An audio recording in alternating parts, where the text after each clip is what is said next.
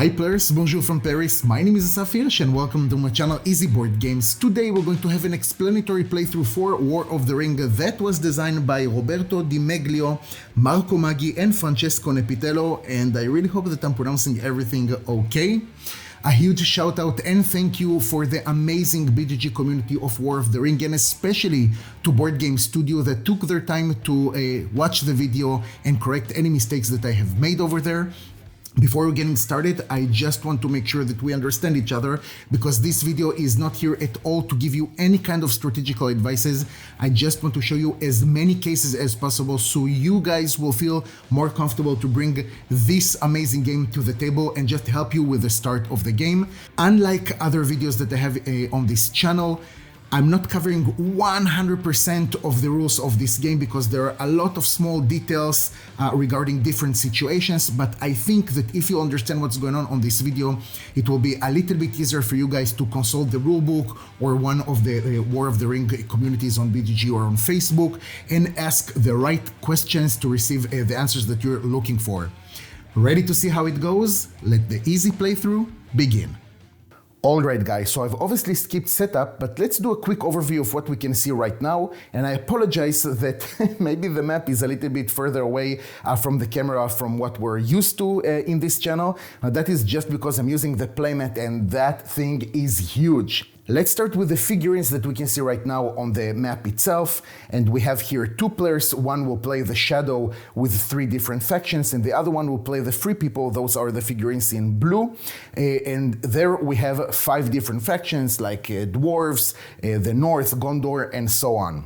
Each player is going to have two separate deck of cards. One of them is the character cards and the others are strategy cards. Also what we have over here is the political track that will indicate which factions are activated and which ones are actually at war. Over here we have the Fellowship of the Ring and who is still in the Fellowship and who is going to be the leader. We're going to start of course with Gandalf as the leader, the guide of the Fellowship. Here we're going to have the track of the Fellowship, so how many steps they have advanced and what is of course the corruption.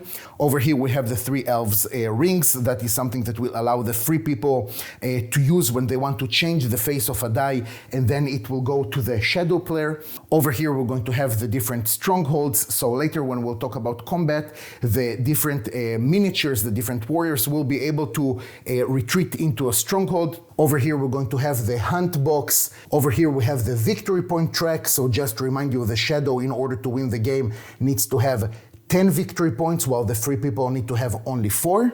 Over here we're going to have three different characters that might join the game a little bit later. We're going to have Gandalf the White, we're going to have Aragorn, heir to Isildur, and also Gollum. The card is hidden a little bit over here, but we have the miniature. We're going to have the different units that the Free People will be able to recruit, and that is super important over here because when a unit is going to die for the Free People, they're going to completely go out from the game.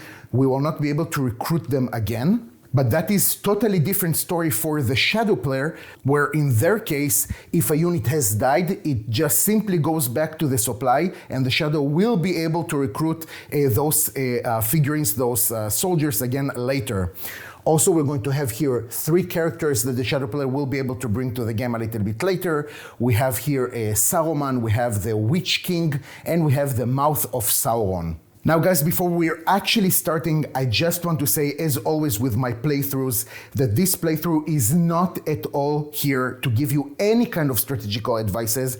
I'm relatively new to this game. I just want to show you as many actions as possible. Sometimes you might see me do something and you'll be like, why the fluff is he doing that? And again, it's just to show you the more cases as possible. So let's dive right in guys and see who is going to take over Middle Earth, and we're going to start with the first phase, and that is to recover action dice and draw event cards. So obviously we don't need to do anything over here with the dice since this is really the first turn. What we do need to do is that each player is going to draw one card from each deck. So the Shadow player is going to take one card from here and one card from here, and the Free People are going to do the same just with these two cards. And don't worry, I'm going to show you all the cards that are going to be played a little bit later on. Again, I don't don't want to linger on it too much. The second phase that we have is the fellowship phase, where here basically the fellowship will be able to declare their location, but we're going to see it probably a little bit later. And also during this phase, the free people player may change the guide of the fellowship. So we're going to see it at least in the next round, but for now Gandalf is going to stay the guide of the fellowship. The next phase is the hunt allocation, and this is where the shadow player will be able to allocate some of the dice over here to the hunt box. And later, when the fellowship is going to move using a character die, the shadow will be able to maybe hunt them in a little bit of a better way. What we need to know is that the shadow player will always be able to put some dice over here, as long as the number of dice doesn't surpass the number of characters that we have in the fellowship. Right now, the fellowship is starting the game with 7 characters, so theoretically, the shadow player will be able to put even 7 dice over here in this box. What the shadow player is going to do right now is just to allocate 1 die, and they're going to put it right over here. The fourth phase is the action roll. So basically, each player is going to take the number of dice that they have, and they're just going to roll it. So this is what we have with the free people, and for the shadow player, this is what we're going to have. The next phase, which is the meat and bones of War of the Ring, we're going to have the action resolution.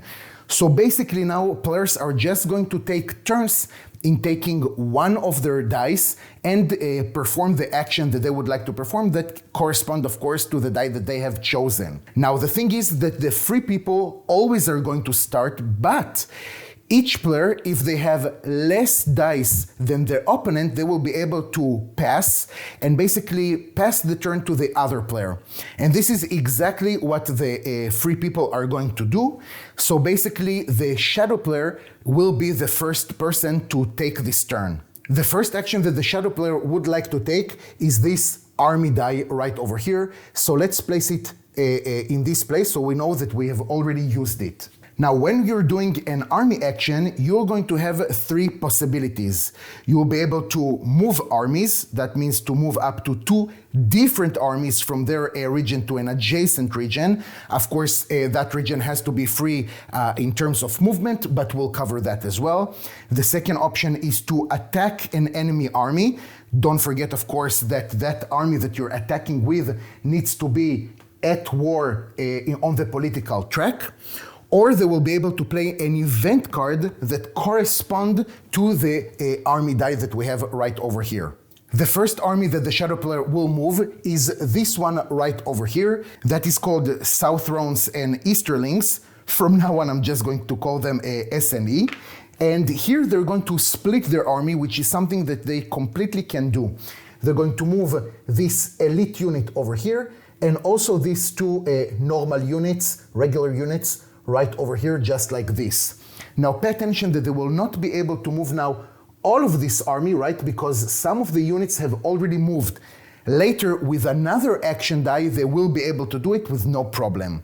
The second army that they would like to move is to take these 3 units that we have of Sauron and move them over here to this region. Now, when you're moving to another region, you need to make sure that that region is free in terms of movement. That means that, just for the example, if this was the case, we have a unit right over here, this army cannot perform movement and to move over to this region, they have to attack. The thing is that a faction cannot attack unless that faction is already at war. Since now none of the factions is at war, we will not going to see combat right away. Now, you will be able to move outside of your natural borders. For example, what we can see, I hope with the camera, I will do zoom in with this orange border. There's no problem for the SNE faction to move outside of their borders, but they will not be able, for example, to move into borders of another faction, again, if they're not at war, even if that faction is their allies, okay? Even if this SNE, they will not be able to move into Mordor just because they're still not at war, so they will not be able to do it. Moving on to the free people, they can still pass, right? Because they have 4 dice, and the shadow has 5 dice. So they can still pass their turn and make the shadow play again. But what they would like to do is actually play. They're going to use this master die that we can see right over here. So let's put it right over here so we know that we already used it. And with this dice, you can do a few things as well. First of all, what both players will be able to do is something that is called a diplomatic action. That means to take one of your markers. That means in case of the free people, one of these markers that we have over here. Sorry, that should be inactive. And to push it one step below, okay? So to advance it towards the at war place that we have right over here. Pay attention that if your faction is not activated, you will never be able to go from this place to at war. For the shadow, it's super easy because all of their factions are already starting as activated, but for the free people, it's going to be a little bit more of a challenge since only the elves start the game activated. So with this master die, what they would like to do is to take the Gondor marker and push it one step below. So they're almost at war. But if they would like to take this marker and put it over here, first of all, they will need to make sure that this token is activated. That means flip to the other side. In general, also with this master die, they will be able to play an event card that correspond again to this master action. And also, only nations that are at war will be able to recruit. So don't worry, we'll cover it a little bit later. Now moving back to the shadow player, what they would like to do is to use this Palantir die. Now, you can do two things with this Palantir die. First of all, you'll be able to play any card that you have in your hands. No problem at all with that. The second thing that you'll be able to do is to draw one card from one of the decks, whichever you choose to take. Now the shadow starts with two cards, Foul Thing from the Deep and also Olog High.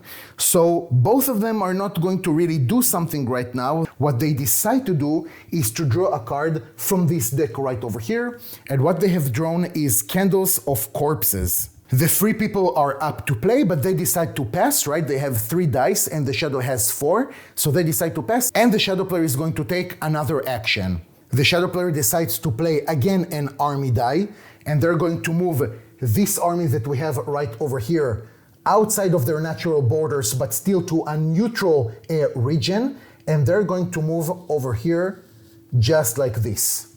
The second army that they would like to move is to take the group of units that we have over here, and just in case you have missed it, we have here a Nazgul, that is a leader, and they're going to move one step closer, really a step away from Osgiliath. Now the free people have to take an action, right, because they have 3 dice and the shadow has 3 dice, and they would like to use the Palantir die that we have right over here. So the free people have 2 cards. One of them is called Kindred of Glorfindel. And guys, even though I really love Lord of the Rings, I'm sorry if I'm not going to mispronounce some of the names that we have. And the other one is called Athelas. Now, Athelas is not going to be relevant so much right now. They would like to play their other card. And that card says recruit 1 elven unit, a regular or an elite in Rivendell. Then draw 1 strategy event card. Now, as you remember, we just said that usually factions will be able to recruit only if they are at war. But with the cards, they're going to overpass basically the basic rules that we have in the rulebook. So they're going to again use this Palantir die and they're going to play this card. And now again, we're going to go to the supply of units that we have, and they're going to recruit 1 elven unit. So they're going to take 1 elite unit of the elves and they're going to put it in Rivendell, which is this place. Now pay attention that the maximum number of units that you will be able to have in a region is 10 units. When I'm talking about units, it's either a regular unit or an elite unit. Leaders don't count towards that limitation, so you can have 10 units and 5 more leaders if you want. There's absolutely no problem with that. Then what they're going to do is to draw 1 strategy event card. So from these 2 decks that we have over here, we're going to draw card from this one, that is the strategy deck. So this is the card that we have that is called Faramir's Rangers. The card that they just played is going to completely go out from the game. It's not going to be reshuffled later or something like that. We've used this card and that's it. So we can put it back in the box. Now, when Gandalf is the guide of the Fellowship, they're going to have a special power, let's say. So on the card it says that if Gandalf the Grey is the leader, after use an event action die, which is exactly what we have done right over here, you may immediately draw an event card from the deck matching the type of that card. Let's see from which deck was the card that we just played. That was from the strategy deck. So we're going to take one more card from here into our hands. So this is one of the advantages that we have when Gandalf is the guide.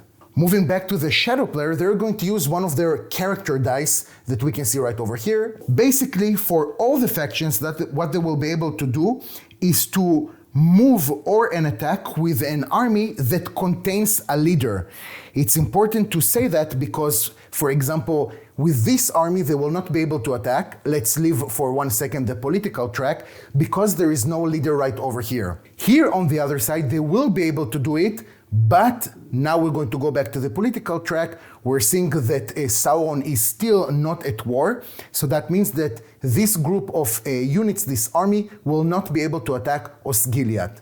Again, of course, we'll be able to play an event card with a matching symbol. And for the shadow only, they will be able to move their minions. So minions, in this case, those are all the Nazgul, all the leaders of the shadow player. And also the Witch King, which is a character that maybe will come later to this game, but for now, it's not so relevant. So let's take 2 seconds to talk about how Nazgul are going to be moved across the map.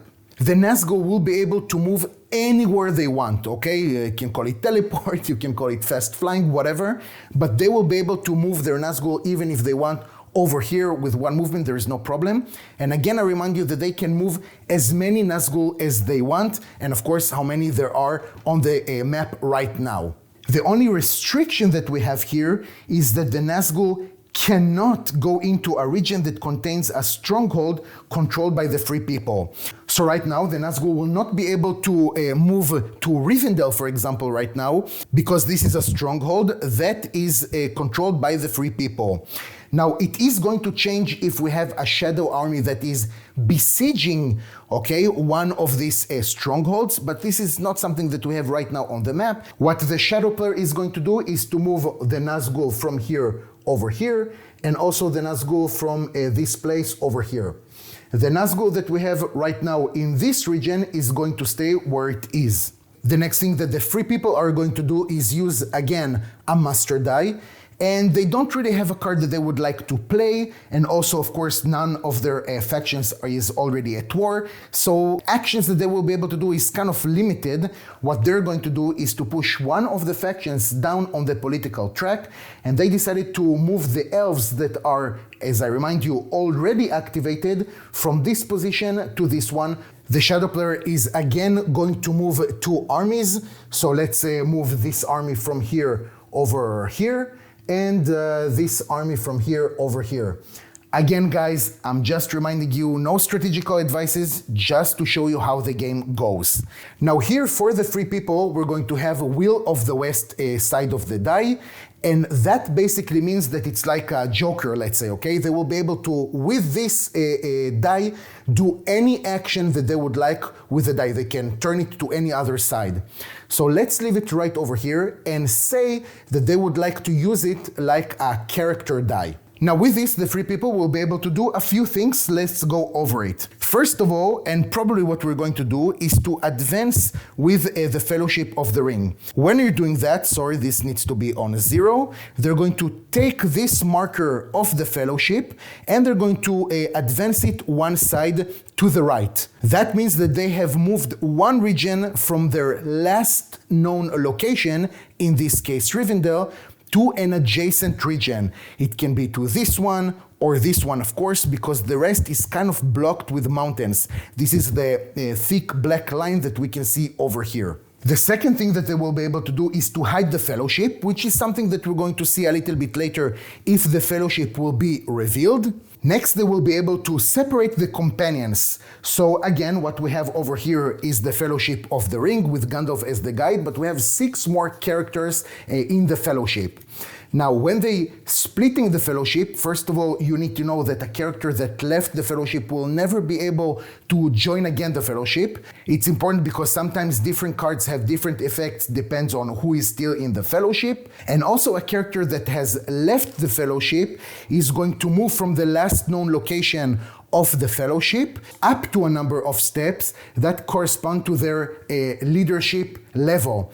In case, for example, of Gandalf and Strider, that will be 3 steps. So if Gandalf is leaving the Fellowship, he will be able to move up to 3 regions away from the last known location of the Fellowship.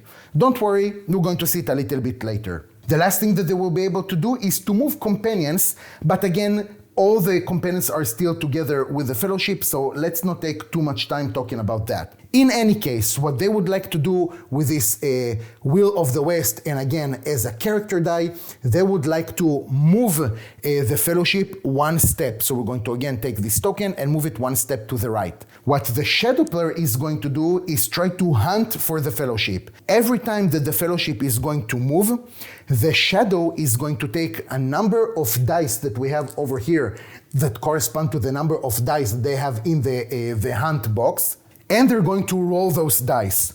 They're going to have a success for each 6 that they have. Now the thing is that once we have used a die in order to move the Fellowship, we need to put it right over here in the hunt box. Why? Because if in the same turn we're going to do it again, then the Shadow player is going to again roll the number of dice that we have right over here, but a success will be 1 lower. That means that it will be a little bit easier for them to hunt for the Fellowship. So if before we needed a 6, if we're going to do it again, they will need only a 5.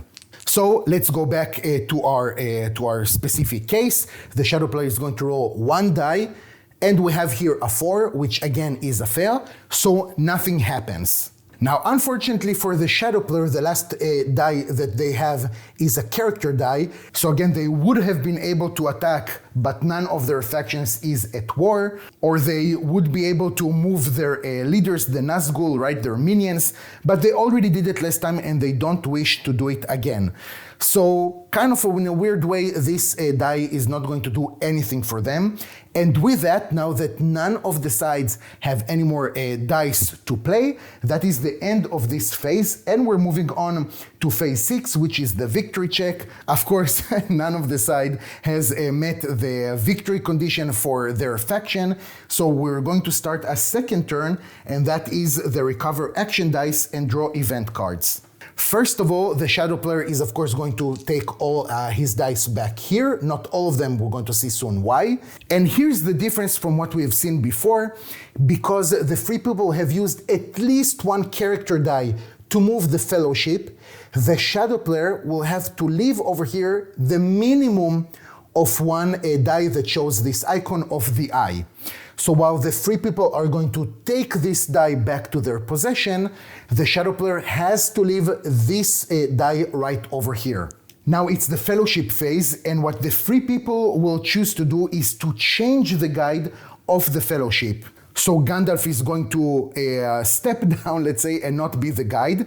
But the thing is that the leader will have to be Aragorn, which is this character, of course, that we have over here. Strider, sorry, not Aragorn, Strider.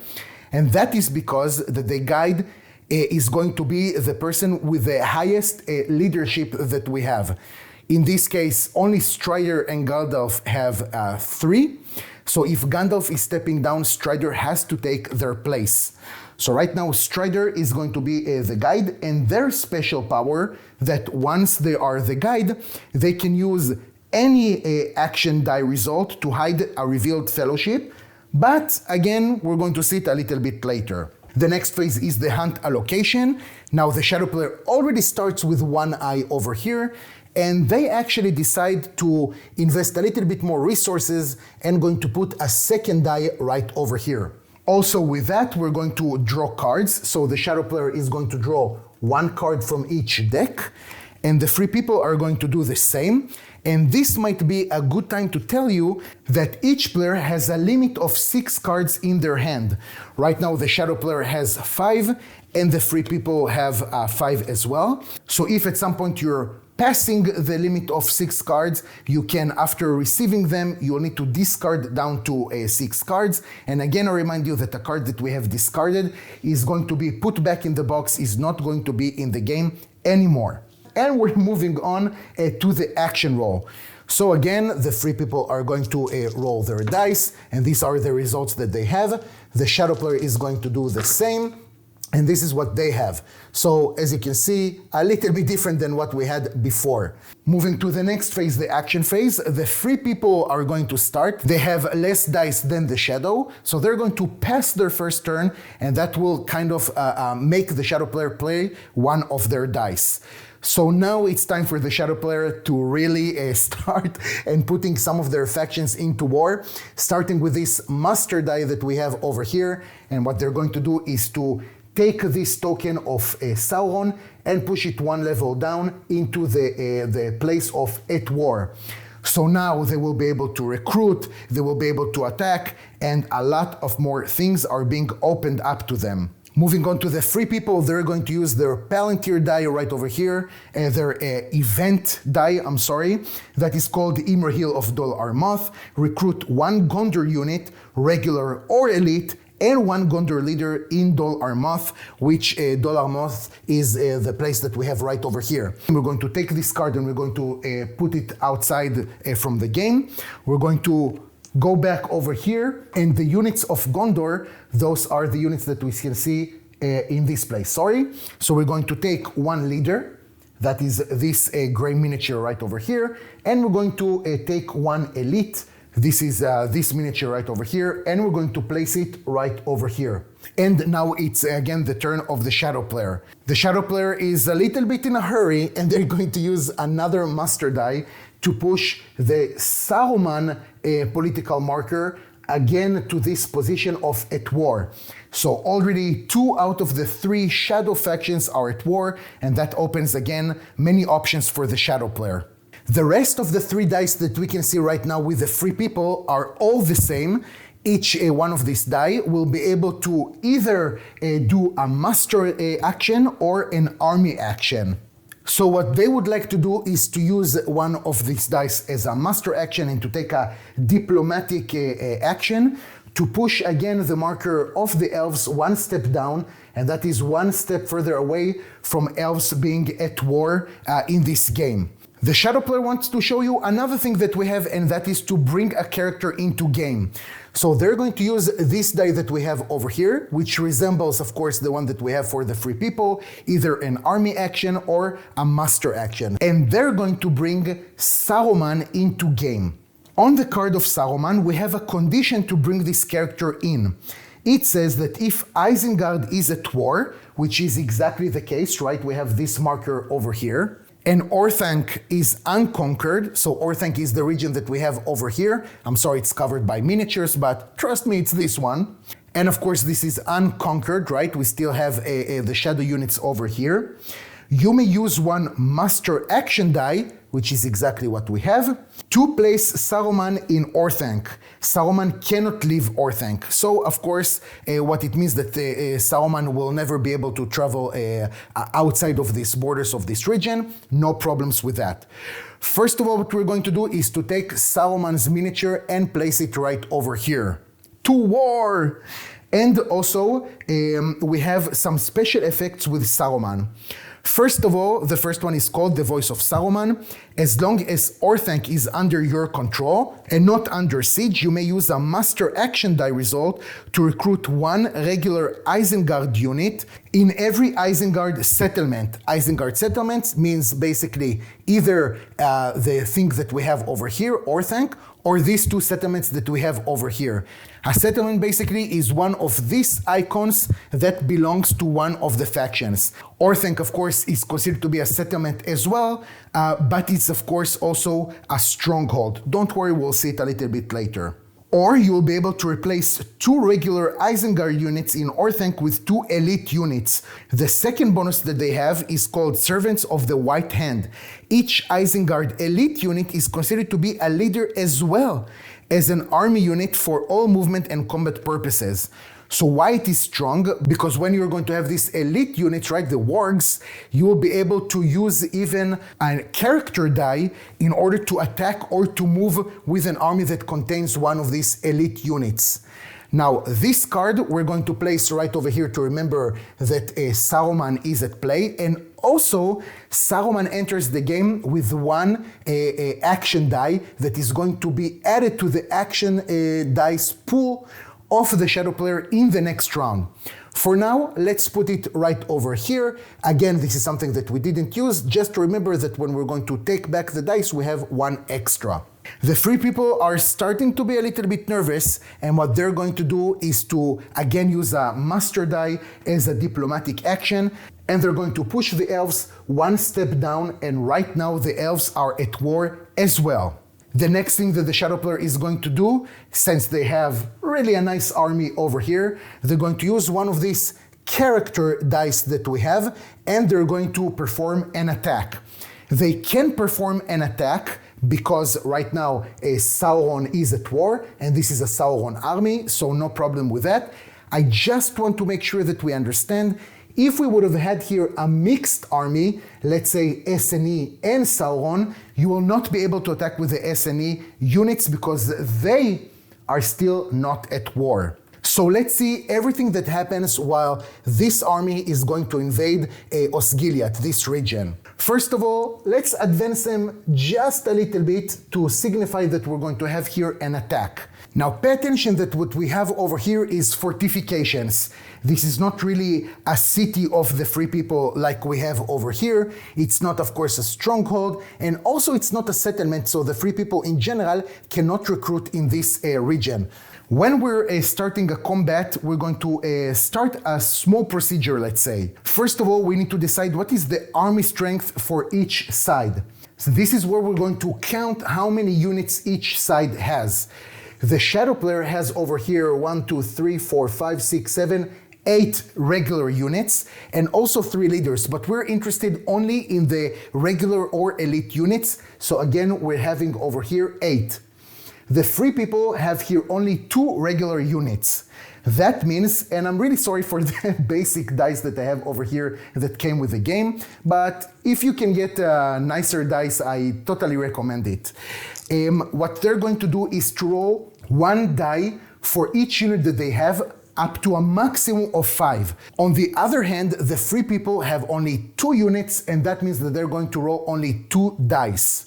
Now, in general, in a normal combat, let's say, if it was in this region, for example, or this one, or even this one, it's going to be called a field battle, if I'm not mistaken, and each side is going to score 1 hit for every dice that shows 5 or 6.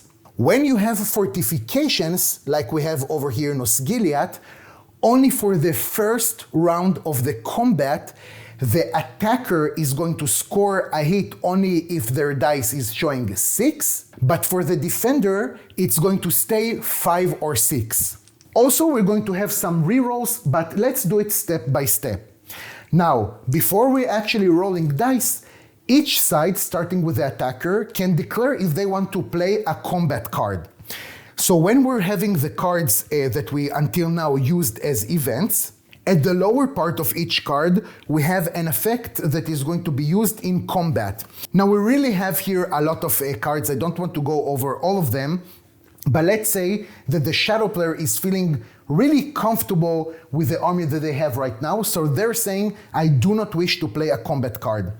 Now it's the turn of the defender to say if they want to play a combat card. Unfortunately for the free people, they don't really have a card that is going to help them. All the cards are with conditions that they actually don't meet. The closest thing that we had is play if defending army is inside borders of the free people's nation. So if the combat would have been right over here in Minas Tirith, then yeah, they would have been able to use it. But pay attention that the blue line that we have over here that indicates the Gondor nation is actually finishes over here, and Osgiliath is not part of it. So unfortunately, the free people cannot use combat cards as well. Now, simultaneously, each side is going to roll their dice. Unfortunately, I cannot do it because I don't have enough dice, but let's see how it goes. So let's start, of course, with the attacker, and we're going to roll it right over here and see how it goes. So, wow, that is painful, you guys, okay? We have here 2 6s, but I do want to show you what does it mean, rerolls with the leaders. Now, according to the level of leadership that we have, you will be able to take as many failed dice that you had and re-roll them again. Since each Nazgul has only 1 leadership, then we have here 3 Nazgul, and that means 3 re-rolls, which is great because this is the number of dice that we have a miss with. So again, not that the Shadow Army needs it, but they do have 3 re-rolls, and we have 3 failed dice, so we're going to roll it again. And we have 1 more 6 over here. Now it's time for the free people to roll their dice. So we remember that we have 3 6s, right? We're going to take these 2 dice and let's roll it right over here. And we have a 5, okay? So we have 1 hit. We don't have rerolls, right? Because we don't have leadership here or something like that. So the free people are going to cause 1 hit, right? They're hitting at 5 or more because of these fortifications, but the shadow player is too strong with 3 hits. What it means that the shadow player has annihilated the 2 units of the free people, and as a reminder, these 2 units are not going to go back to the supply of the free people, they're going to leave the game completely. So we will not be able to recruit them again later.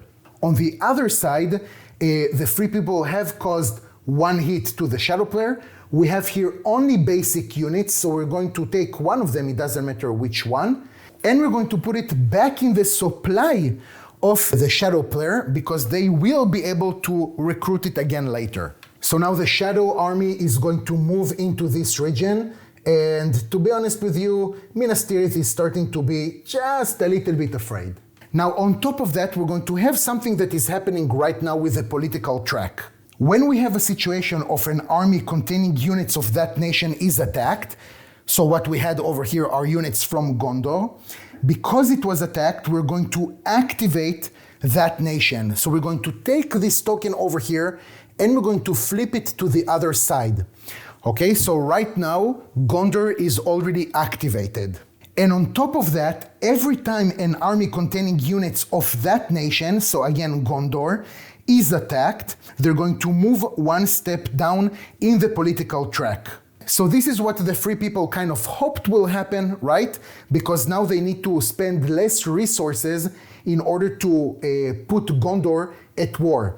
So again, because the Shadow Army attacked this region that contained 2 units of Gondor, the first thing is that we activated it, and also we're going to push it 1 step down, and that means that Gondor is at war also, and they will be able to recruit, attack the different armies, and so on.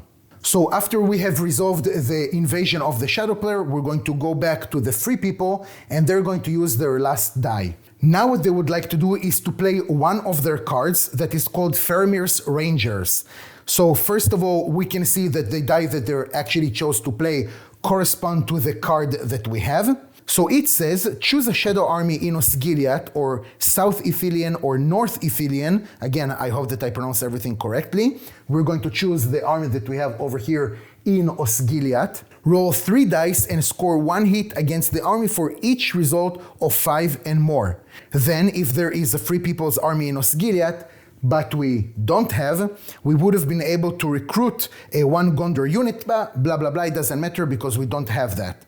So let's take now 3 dice, okay? We're going to, of course, take this card and we're going to throw it from the game. And we're going to take 3 dice and we're going to score 1 hit for each 5 and more. So here we have, great, this is, guys, this is pretty much an example of how my games are going. We have here 0 hits, so basically the 3 people just wasted the card, but there's nothing to do. This is the game, and it's awesome. The next thing that we're going to do is that the shadow player is going to play their last die. So it's either an army action or a master action.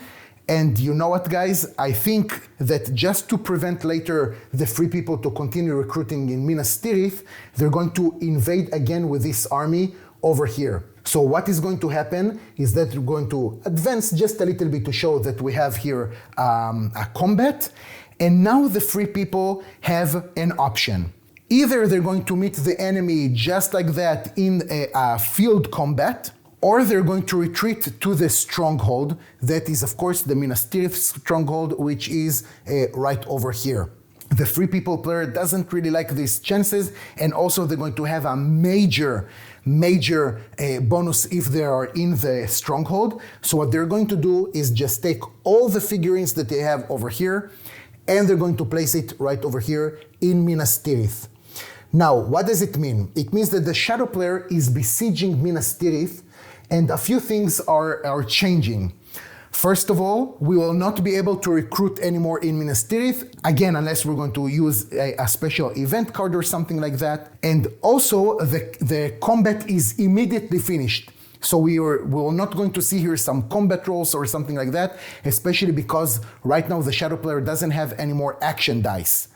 What happens in the combat itself, if the shadow player is going to continue an attack, we're going to see in the next round. And we're going to move on to the next phase. Again, none of the players have met the victory conditions, so we're going to have the recover action dice and draw event cards. What we're going to do now is to recover all the dice. Pay attention that right now we don't have a character die of the 3 people in the hunt box, and that means that the shadow player doesn't have to leave there any one of their dice. So first of all, we're going to take all the dice from before, and also don't forget the 1 die that we received from Saruman as well. The 3 people still have only 4 dice, and they really need to start thinking how to bring more dice into their pool. Then each player is going to draw 2 cards, right? 1 from each deck, and they're going to take it into their possession. The thing is that the shadow player has now 7 cards, and they have to discard 1 of them. They decided to get rid of Foul Thing from the Deep, and that means that this card is again going out from the game. Next, the shadow player is going to allocate dice if they want in the hunt box, and they decided not to allocate any dice into the box because they have a lot of dice, so they assuming that some of the dice will show the eye icon in any case. Next, we're going to have the action roll, so let's see what we're going to have here for the shadow player.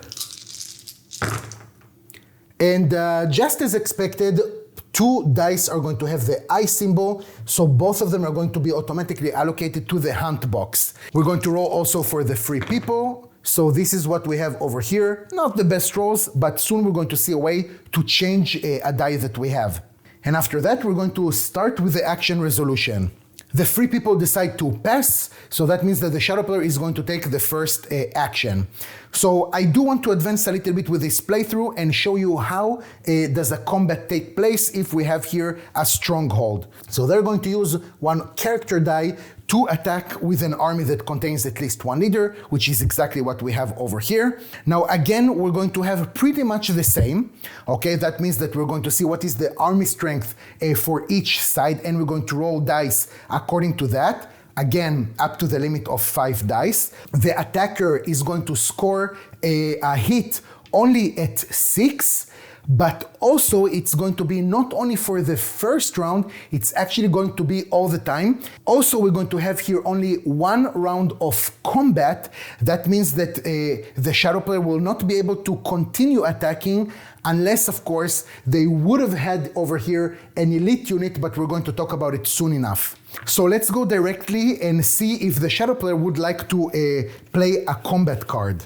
The shadow player decides to play a combat card, and the 3 people decide to use a combat card as well. So now they're going to reveal it simultaneously, and let's see what's going to happen. For the shadow player, we're going to have play if total Nazgul leadership is 1 or more. So of course we're going to have here a leadership of 3. If the Nazgul leadership equals or exceeds the total free people's leadership, which is exactly the case because right over here we can see that the leadership of the free people is only 1. The free people's leader reroll is cancelled, so that is kind of painful for the free people. The free people are going to play Sudden Strike, play if free people's leader or a companion is in the battle, which is exactly the case we have a leader. Before the combat roll an additional attack using a number of dice equal to your leadership and apply the results immediately. What we have over here is only 1 leader, so before we're actually going to go to the combat roll, the free people is going to roll 1 die, and if we have 5 or 6, we're going to apply 1 hit. So let's see what's going to happen, and we have here a 5, which is great for the free people, and that means that we have a hit on the Shadow Army, and they're going to move 1 unit from this region back to their supply. This card has been exhausted, we don't need it anymore, so it's going to go out of the game. Now let's have the combat roll itself. So we're still having over here 6 units for the shadow player, and that means that they're going to roll their 5 dice with 3 rerolls, and they're going to hit only at 6. So wow, that is that is really brutal, to be honest with you. So they have here 2 hits, and now they're going to have 3 rerolls for the dice that they didn't hit with, and they missed with that as well. So what we can see is that we have 2 hits over here. Now for the free people, we're going to roll 4 dice, but we're not going to have here a reroll. Again, I remind you, because the shadow player has played this card. So let's roll 3 dice. So that is 2 hits, and we're going to roll another die because we have there 4 units, okay? I'm not re-rolling this die, I'm just adding another one. So we have here a 6, so that is 3 hits for the free people. That is amazing. So basically, this is the result. Now, 3 hits for the Shadow Army, that means 3 units that are going to go away back to the supply. But also the Shadow Army has inflicted 2 hits on the free people. Now we have 2 options over here. Either we're going to take a hit with a regular unit and remove it from the game, okay, we'll not be able to recruit it. Or what we can do is to remove an elite unit and bring back instead of it a regular unit, okay? It's like they have 2 hit points instead of 1 for the regular units. So since they want to keep relatively the highest number of dice for the next round that will take place later, 1 elite unit is going to die. They're going to remove it from the game. But the unit that they're going to take, let's call it as a change, doesn't have to come from their supply. It can come also from the casualties that we have taken before. So they're going to take 1 unit and place it over here. And then they need to take a second hit, right? They were inflicted 2 hits. So and again, a unit is going to go away from the game. We will not be able to recruit it. Now, if it was a field battle, then we would have been able to continue, or one of the sides would be able to retreat. But the thing is that when we're besieging a stronghold, then we have only 1 round of combat. The only 2 ways of one of the armies to continue when they're besieging a stronghold is either playing a special card that allows them to do so, or if they would have had an elite unit, what they can do is to take back the elite to the supply and bring instead of it a regular unit, that it's like they took 1 hit, and then they will be able to continue to a second round of combat. We can take back the dice over here, and this card we can take out from the game. The next thing that the free people would like to do is to show you how the elf rings actually work. So as you can see over here, we have 3 of these rings. And that basically means that every time we want to use one of them, we can take a die. We'll be able to pay with 1 ring and flip it to any side that we would like to play with. The thing is that after we have done that, we're going to flip this ring to the other side, and we're going to give it over here to the shadow player. They will be able to do the same thing in their turn, or later, of course, whenever they want in the course of the game. And after they have used that, they're going to take this token and they're going to take it out completely from the game. So the free people, again, just want to show how it works. They have used 1 ring and we have placed it with a shadow, and they're going to take this Palantir die and they're actually going to use it as a character die. and they would like to use the character die in order to split the fellowship, okay, to separate the companions. The first character that is leaving the fellowship is Gandalf the Grey. So let's put a Gandalf's card over here, let's say, okay? And what we're going to do is to take Gandalf's miniature from the fellowship box right over here, and we're going to move with Gandalf the number of steps according to their leadership and how many steps that the Fellowship of the Ring have taken before. Since the Fellowship of the Ring has taken 1 step, Gandalf's leadership is 3. That means that we can move right now Gandalf 4 regions away, or more likely up to 4 regions away from the last known location of the Fellowship. So what Gandalf would like to do right now is to move 1, 2, 3, and 4 right over here. Gimli is going to leave the Fellowship as well. Their leadership is actually 2, so that means they can move up to 3 regions away. So again, we're going to take Gimli's character right over here, the miniature, and Gimli is going to move 1, 2, and 3 on the way to this dwarf settlement right over here. And that's it for now. This is what the free people would like to do with this die and show you how the elf rings actually work. The shadow player, still a little bit overwhelmed from what happened over here, decides to use one of these dice as a master die and as a diplomatic action, and to push this S&E marker 1 step down. Going back to the free people, they would like to use a master die and to recruit for the elves.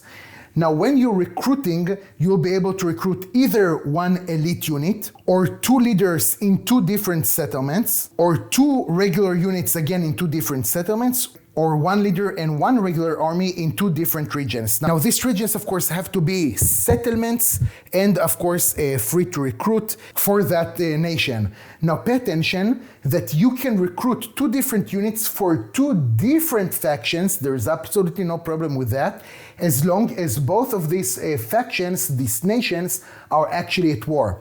So we don't have a problem to recruit 1 regular unit for Gondor and 1 regular unit for the elves. There's absolutely no problem. And you know what? Let's see how that happens. For Gondor, we're going to take 1 regular unit over here. And you know what? We're going to take also 1 regular elf unit from here. We're going to place the Gondor unit in Dol Armoth. And we're going to place the regular elf unit right over here in Lorien. The shadow player is going to do exactly the same thing as in the last turn, since they would like to attack with the S&E army, and they're going to push the last marker to the war box, and that means that all of the shadows nations are at war. Now, once one of your factions is at war, that is it. There's no going back, okay? There is nothing that they will be able to do to push it backwards or something like that. That's it until the end of the game. Now guys, since I think we really covered most of the actions that we have over here, of course there are still some details that we haven't talked about, and I really don't want to make this explanatory playthrough too long, so I want to change a little bit the face of the dice right over here, just to show you a few more things, especially regarding the Fellowship of the Ring and the victory points. So let's say that in the initial roll we would have had 1 more character die, and over here the Wheel of the West. Now it's the free people's turn, and they're going to use this character die in order to again move the Fellowship 1 step to the right. So that means again that they have moved to another adjacent region. As a result of that, right now we can see that the shadow player has 2 eyes in the hunt box. So that means that they're going to roll 2 dice this time and not only 1 like we have seen before, and they're going to have a success if we have at least 1 6. So let's see what's going to happen. And we do have a 6, which is perfect, maybe not for the free people, but at least for our example. So what happens when you have a success? First of all, the shadow player is going to draw 1 of these tiles that we have over here, and that is the hunt tiles, and they're going to resolve what they have over it. So it has to be a random. Let's say that we're going to choose this one. Now, over here we can see the number 2, and we have different effects, so let's go over quickly the different things that we can see. This is basically the damage, okay, that the Fellowship will have to take. There are 2 ways to take this damage. The first way to take this damage is by losing a companion. So that means that either the current guide of the fellowship is going to die, and the damage that is going to be prevented is equal to the leadership level that they have, but the Strider is really not a character that you would like to lose, especially not so early in the game. Or what the Shadow player will be able to do is to randomly draw one of the tokens that we have over here, and that will be the casualty. Now, this is something that I failed to do before, but when Gandalf and Gimli left the Fellowship, we needed to take out their tokens. So these two tokens are not supposed to be in the Fellowship. So now what we're going to do, we're going to flip it to the other side. We're going to give it a good shuffle, and the Shadow player is going to draw one of these tokens. This is Legolas, okay? So when we have Legolas over here, we'll need to look for Legolas card. We're going to see what is the leadership level that they have, and that is the amount of damage that we will be able to prevent. Since Legolas leadership level is 2, that means that 2 damage is going to be prevented, but of course Legolas is not going to be with us. He's going to die and pass on from the game. The second option that we have is that to take this damage as corruption, because we are going to use the ring. When we're using the corruption, we're going to take this marker right over here, and we're going to advance it to the right according to the number of damage that we have. In our case, it's going to be 2, so we're going to advance it right over here. One of the victory conditions, and that is an immediate victory condition for the Shadow player, is if the corruption marker is going to reach right over here to number 12. After we have resolved this token, which is exactly what we did, so we took the damage as corruption, we can simply take out this token from where we have drawn it before. And maybe later we're going to see how we're going to put these tokens back into this pool. Usually it's if we don't have any more tokens in this pool. Pay attention that we have different special tokens that might come into play, and that is if we're going to play specific cards that we're probably not going to see in this playthrough. Another thing that I want to show you regarding the Fellowship of the Ring is what would have happened if we have drawn one of these tiles, for example. This not only shows us the number of damage that we need to take, but also it shows us that the Fellowship has been revealed. Now, what does it mean? If the Fellowship has been revealed, so let's take back all these tokens back to our Fellowship pool. What we need to do is to take this token, we're going to flip it to the other side to show that we have been revealed. And also now we need to take the ring bearers, okay, or the figurine that shows where is the Fellowship of the Ring right now, and move it a number of steps that correspond to already what we have walked before. In our case, it's going to be 2 regions, right? So we'll be able to move 1 and 2 over here. We'll be able to move 1 and 2, and so on. You already understood it. In our case, let's say that the Fellowship are moving 1 and 2 to maybe later go through Moria, even though that has some risks as well. And after that, we're simply going to take the marker of the Fellowship and we're going to put it again at 0, because right now the last known place of the Fellowship is right over here in this region. Now, sometimes the Shadow player will be able to have some rerolls if they didn't manage to succeed in their first roll, and that is if they are in a region where the Shadow player has a controlled stronghold, or there's an army or Nazgul, or different things. I'm going to let you discover it on your own in the rulebook, but it's important for you to know that there are going to be some possibilities for the Shadow player to reroll for the hunt of the Fellowship.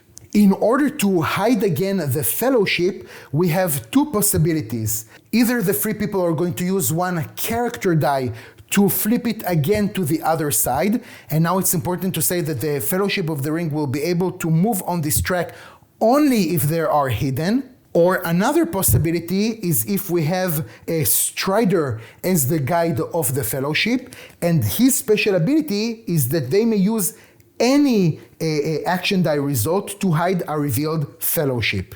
Now that the free people have finished with their turn, we're going to move back to the shadow player. So again, guys, just for the example, let's say that the shadow player has decided to attack again, and against all odds or whatever, it really doesn't matter, they attacked the stronghold of Minas Tirith again, and they actually managed to kill all the units that were in the stronghold. So obviously this army that we have right over here is destroyed. We will not be able to recruit it anymore, and it's going to go out from the game. And now this stronghold is actually in the control of the shadow player. We're going to take one of these markers right over here, and we're going to place it just like this to signify that now this stronghold is in the control of the shadow player. And also, we can see that we have over here the small number 2. Okay, in cities like over here is going to be with numbers 1, and strongholds are going to be with 2. When we have something like that, the shadow player is going to advance on the victory point track 2 steps. So 1 and 2.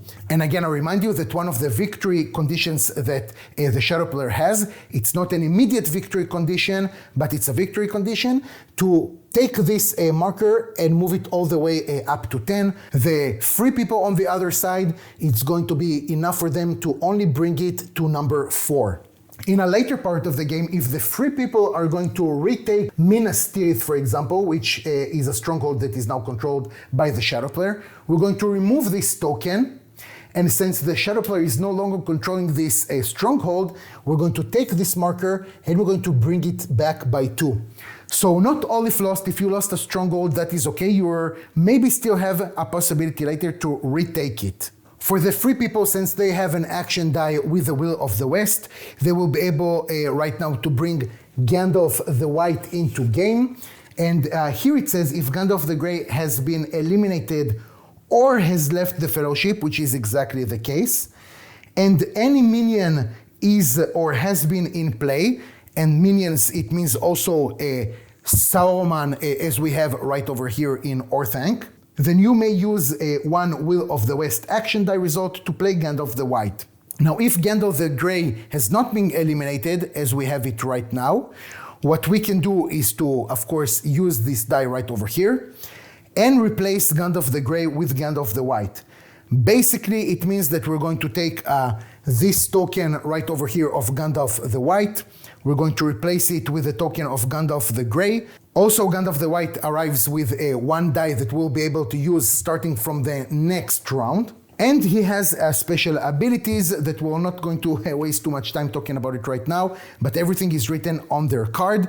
And the card of Gandalf the Grey we can simply remove from the game and put the card of Gandalf the White. Now guys, before I'm going to wrap up this explanatory playthrough, and I know again that we have a few things that we haven't talked about, but the last important thing for me is to talk about declaring the Fellowship of the Ring. So in another situation, let's leave this game specifically aside right now. Let's say that we still have 2 corruption and the Fellowship right now is hidden. Let's say that in the part of the game, the Fellowship has moved 3 times. The shadow player didn't manage to reveal them. And right now, in the second phase of the game, the Fellowship phase, the Fellowship decides to reveal themselves. So, first of all, they can move 3 steps from the last known location, which is right over here. So they are 1, 2, and 3 right now in Lorien. First of all, let's take back the position of this token back to 0, right? Because now this is the last known location of the ring bearers of the Fellowship. Also, because they have declared themselves in a city or a stronghold, in our case, Lorien is a stronghold, they will be able to heal 1 corruption that we have over here.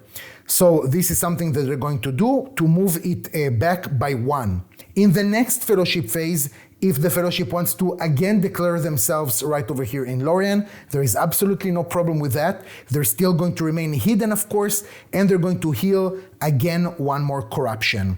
And that is it, you guys. So I think we've covered most of the game. I think it will be much easier for you to take this game and bring it to the table. And then if you have some questions, feel free to contact me on the Discord, or of course in the amazing War of the Ring Facebook group. I'm going to attach a link down below. Or of course consult the rulebook, that after you understand what we have seen over here, it's going to be much easier to look for the answers and get it.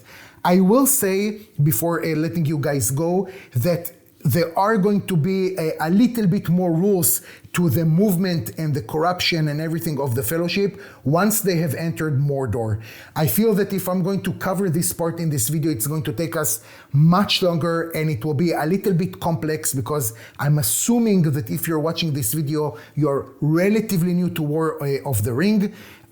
So this is something that I totally recommend for you to explore a little bit more in the rulebook, because oh my god, it sucks so bad to arrive to Mordor just to discover that things here are going to change and everything is going to be much heavier over here. And that is it, you guys. Thank you so much for watching. I truly appreciate it. I hope that you really learned something new or saw something that you like. This game is a little bit complex in the beginning because we have here a lot of moving parts, but I hope that this video showed you that it is possible and it is not as complicated as we might think. Thank you for watching. Take care, and I'll see you next time.